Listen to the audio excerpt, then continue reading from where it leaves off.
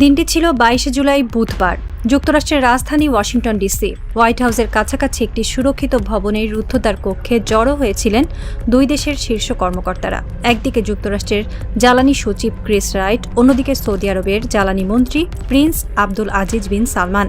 ক্যামেরার ফ্ল্যাশ লাইটের ঝলকানির মধ্যে তারা একটি বেসামরিক পারমাণবিক সহযোগিতা চুক্তিতে সই করেন, যা আন্তর্জাতিক কূটনীতির ভাষায় 123 চুক্তি নামে পরিচিত। এর সঙ্গে একটি দ্বিপক্ষীয় নিরাপত্তা সুরক্ষা বা সেফগার্ডস চুক্তিও স্বাক্ষরিত হয়েছে। যদিও যুক্তরাষ্ট্র প্রশাসন চুক্তির পুরো বিস্তারিত খসড়া এখনও বিশ্ববাসীর সামনে প্রকাশ করেনি, তবে সংশ্লিষ্ট এবং অত্যন্ত নির্ভরযোগ্য একটি সূত্র বলছে, যৌথ মার্কিন সৌদি সমীক্ষা শেষে সৌদি আরবের মাটিতে একটি ইউরেনিয়াম সমৃদ্ধকরণ কেন্দ্র নির্মাণের পথ তৈরি হবে এই কাঠামোর মধ্য দিয়ে। এখন এই চুক্তি যাবে মার্কিন কংগ্রেসের অনুমোদনের জন্য। চুক্তির মেয়াদ ধরা হয়েছে 30 বছর। আর এই দীর্ঘ 3 দশকে সৌদি আরবের বেসামরিক পারমাণবিক কর্মসূচিতে অংশ নেবে যুক্তরাষ্ট্রের একাধিক শীর্ষস্থানীয় প্রযুক্তি কোম্পানি।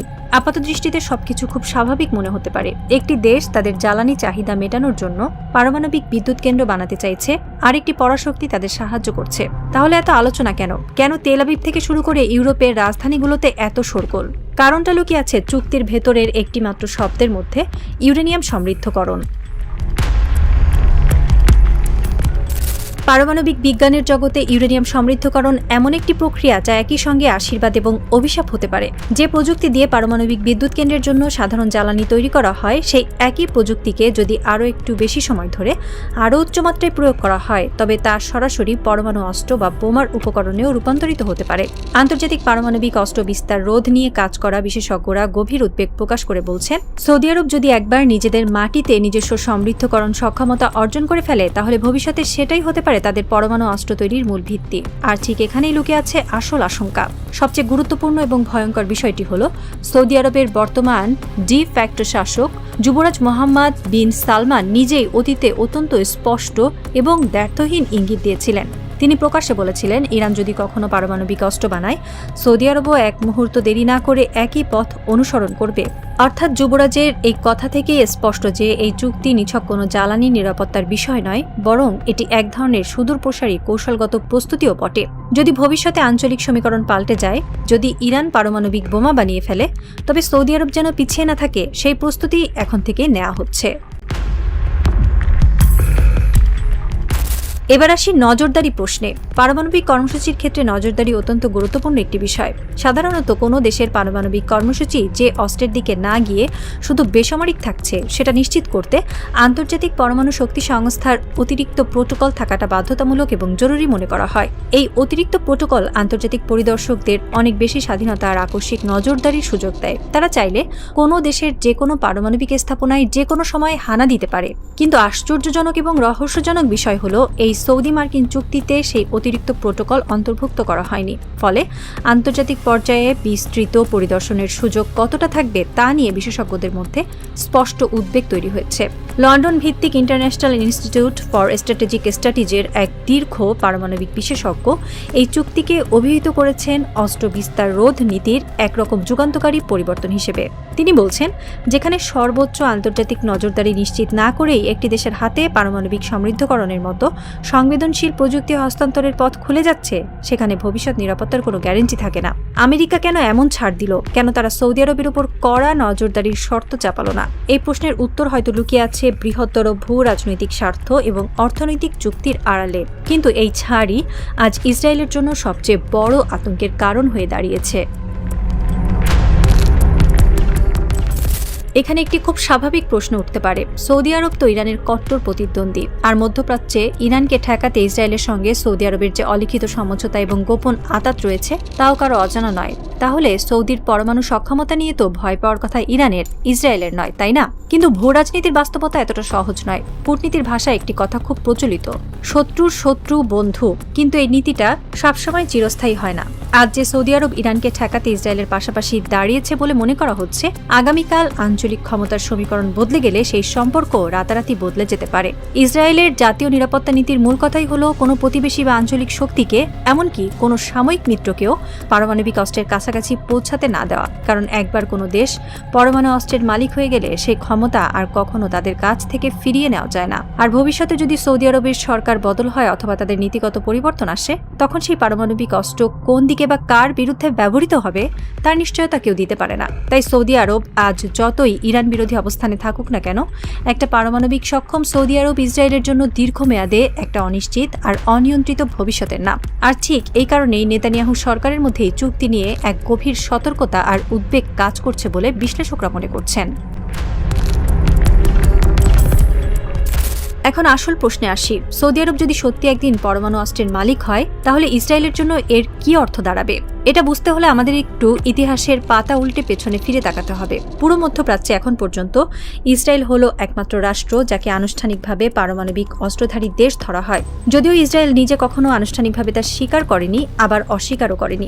দশকের পর দশক ধরে ইসরায়েল যে নীতি অনুসরণ করে এসেছে তার নাম অস্পষ্টতার কৌশল।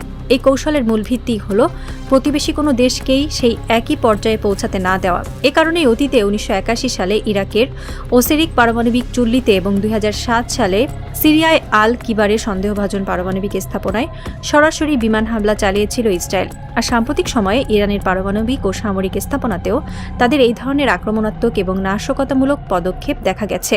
পারমাণবিক প্রশ্নে ইসরায়েল কখনোই কোনো ঝুঁকি নেয় না, বরং প্রয়োজনে আন্তর্জাতিক আইনের তোয়াক্কা না করে সরাসরি সামরিক পদক্ষেপ নিতেও তারা এক চুল পিছপা হয় না।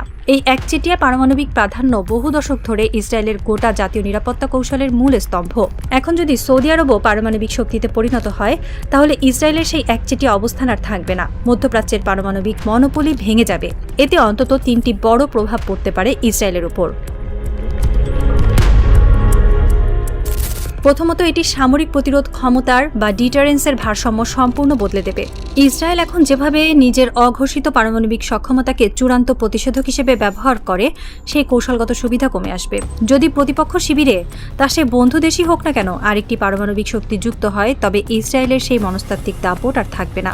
দ্বিতীয়ত, আঞ্চলিক অস্ত্র প্রতিযোগিতার বা আর্মস রেসের আশঙ্কা ভয়াবহ রূপ নেবে। বিশ্লেষকরা দীর্ঘদিন ধরে সতর্ক করে আসছেন, ইরান বা সৌদি আরবের মতো একটি দেশ পারমাণবিক অস্ত্রের দিকে গেলে সেটা দ্রুতই একটি চেইন রিয়াকশন বা ধারাবাহিক প্রতিক্রিয়ায় রূপ নিতে পারে। মিশর, তুরস্কের মতো দেশগুলো তখন একই পথে হাঁটতে আগ্রহী হতে পারে।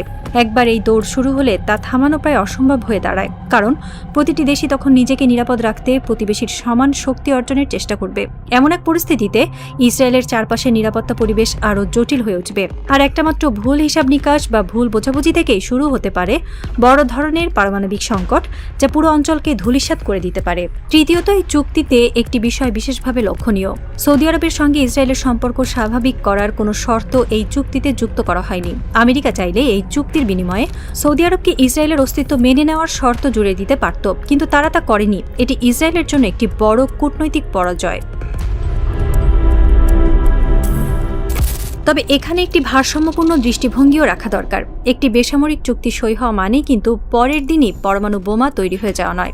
ইউরেনিয়াম সমৃদ্ধকরণ কেন্দ্র নির্মাণ, প্রযুক্তিগত দক্ষতা অর্জন, প্রকৌশলীদের প্রশিক্ষণ আর তারপর অস্ত্রমানের বা উইপেন গ্রেড ইউরেনিয়াম উৎপাদনের সক্ষমতা তৈরি, এই পুরো প্রক্রিয়া বছরের পর বছর, এমনকি কারো কারো মতে 1 দশকেরও বেশি সময় নেয়। যুক্তরাষ্ট্রের নীতি নির্ধারকরা বারবার আশ্বস্ত করার চেষ্টা করছেন। মার্কিন জ্বালানি সচিব ক্রিস রাইট দাবি করেছেন, চুক্তিতে সর্বোচ্চ পর্যায়ের পারমাণবিক নিরাপত্তা ও অস্ত্র বিস্তার রোধের মানদণ্ড বজায় রাখা হয়েছে। এছাড়া সৌদি আরব নিজেও পারমাণবিক অস্ত্র বিস্তার রোধ চুক্তি বা এনপিটি এর সদস্য রাষ্ট্র, অর্থাৎ কাগজে কলমে তারা পারমাণবিক অস্ত্র তৈরি না করার প্রতিশ্রুতিতে আবদ্ধ। ফলে অনেক বিশ্লেষকের মতে এখনই সৌদি আরবকে সরাসরি পারমাণবিক অস্ত্রধারী রাষ্ট্র হিসেবে কল্পনা করাটা হয়তো একটু তাড়াহুড়ো হয়ে যাবে, বরং এটাকে দেখা উচিত একটা দীর্ঘমেয়াদী সম্ভাবনার সূচনা বিন্দু হিসেবে, যার পরিণতি নির্ভর করছে আগামী বছরগুলোতে আঞ্চলিক রাজনীতি কোন দিকে মোড় নেয় তার উপর। তারপরও বাস্তবতা হলো, একবার সমৃদ্ধকরণের ক্ষমতা হাতে এলে রাজনৈতিক সিদ্ধান্ত বদলাতে খুব বেশি সময় লাগে না। আর মধ্যপ্রাচ্যের মতো চরম অস্থির এক অঞ্চলে, যেখানে ইরান ইসরায়েল উত্তেজনা এমনিতেই তুঙ্গে, সেখানে একটি নতুন সম্ভাব্য পারমাণবিক শক্তির উত্থান, সেটা যদি এখনও শুধু সম্ভাবনার পর্যায়েও থাকে, তাও ইসরায়েলের নিরাপত্তা পরিকল্পনাকারীদের ঘুম কেড়ে নেওয়ার জন্য যথেষ্ট।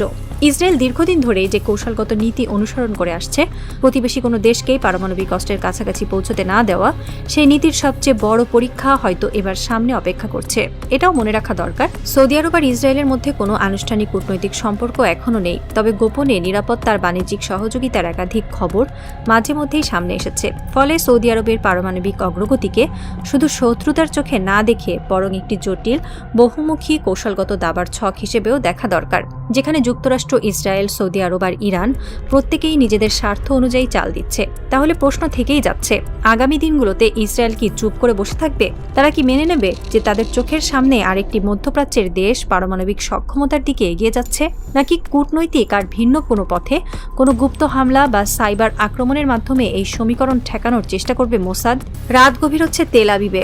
নেতানিয়াহুর কার্যালয়ের আলো এখনও নেভেনি, লাল ফোল্ডারের পাতাগুলো বারবার উল্টানো হচ্ছে। মধ্যপ্রাচ্যের দাবার বোর্ডে আজ নতুন এক পারমাণবিক ঘটি চাল দেওয়া হয়েছে। সাসপেন্সের এই দরাবাজিতে বিশ্ব কেবল শ্বাস আটকে অপেক্ষা করছে।